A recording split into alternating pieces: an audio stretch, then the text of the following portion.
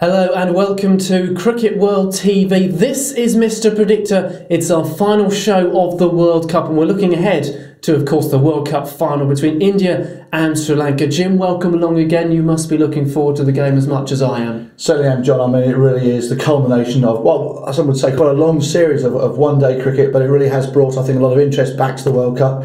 England have been the entertainers because every game's gone to the wire before. Unfortunately, they did exit, if you're an England fan. Having said that, I think we've got two of probably the three of the favourite teams in the final with India and Sri Lanka. So, yes, it's going to be a fantastic game of cricket. The crowd are going to go crazy, and I'm sure we're all going to have a great time watching the game as well. So, India take on Sri Lanka. India are the 7-4 on favourites. Sri Lanka available now at 6-4. Jim, you're a point ahead of me as we go into this final game. Who are you going for? Well, I'm going to go with Sri Lanka, John. I know that for both teams it's their third final each. They've won one, they've lost one, but they both, I think, have played some good cricket up till now. India have had the collywobbles along the way where they've had the middle order problems.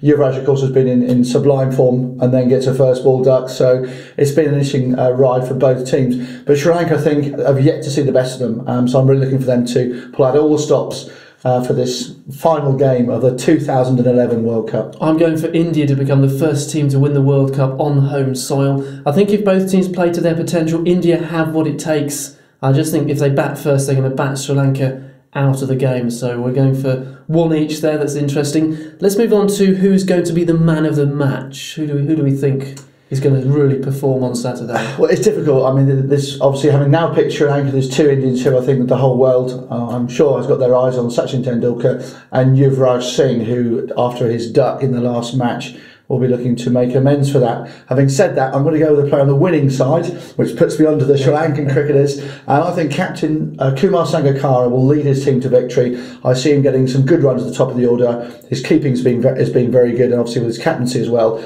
I think that'll be enough to take the award. 10-1 Sangakkara available. I'm going to go for Yuvraj Singh because if he doesn't get runs, he might take wickets, and I'm taking Yuvraj at 9-1 to be the man of the match. And finally, which team will hit the most sixes? India 11-10 on, Sri Lanka 6-4, a tie 5-1.